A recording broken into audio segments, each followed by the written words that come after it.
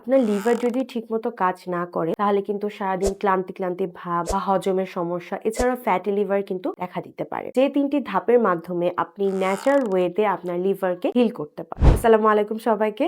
গ্রাম্য ফুডের পক্ষ থেকে পুষ্টিবিদ তাসমিয়া আক্তার আপনাদের সবাইকে জানাই স্বাগত। আপনার লিভার যদি ঠিকমতো কাজ না করে তাহলে কিন্তু সারাদিন ক্লান্তি ক্লান্তি ভাব বা হজমের সমস্যা এছাড়া ফ্যাটি লিভার কিন্তু দেখা দিতে পারে। আজ আমরা জানবো 3টি সহজ ধাপ, যে 3টি ধাপের মাধ্যমে আপনি ন্যাচারাল ওয়েতে আপনার লিভারকে হিল করতে পারবেন। প্রথম ধাপ, টক্সিন বাদ দেওয়া। মানে হচ্ছে আমরা সারাদিনে যে ধরনের খাবারগুলো খাচ্ছি, যেমন রিফাইন্ড কার্বোহাইড্রেট, চিনি, তারপর হচ্ছে বেকারি বা প্রসেসড খাবারগুলো, তারপর সাদা ভাত, এই যে খাবারগুলো খাচ্ছি এগুলো হচ্ছে আমাদের শরীরের জন্য আপাতত টক্সিন বলতে পারি, কারণ আমাদের ফ্যাটি লিভার স্টেজটা ধরা পড়ছে বা পড়তে পারে। তাই এই টক্সিনটাকে বাদ দেওয়ার মাধ্যমে আমরা আমাদের প্রথম ধাপটা পরিপূর্ণ করতে পারি, মানে টক্সিন বাদ দেওয়া। এরপর আমরা জানবো ডিটক্স প্রক্রিয়া নিয়ে।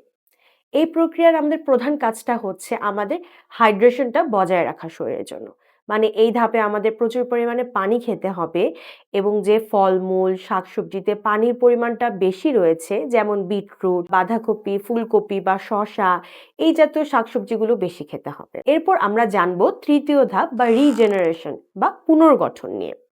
এই ধাপে আমরা আমাদের সবচেয়ে গুরুত্বপূর্ণ কাজটা করে থাকবো। কোষ ভালোভাবে গঠনের জন্য আমাদের যে পুষ্টিকর খাবারগুলো রয়েছে সেগুলো আমরা এই ধাপে গ্রহণ করে থাকবো, যেমন হচ্ছে লাল চাল বা ওটস বা শাকসবজি, প্রোটিন জাতীয় খাবারের মধ্যে হচ্ছে ডিম, মাছ, মাংস, এই জাতীয় খাবারগুলো আমরা এই ধাপে বেশি নিয়ে থাকবো। যখন আমরা এই 3টা ধাপ সিরিয়াল অনুযায়ী মেনটেন করব, তখন কিন্তু ন্যাচারাল ওয়েতে আমরা আমাদের লিভারকে সুস্থ করে তুলতে পারবো।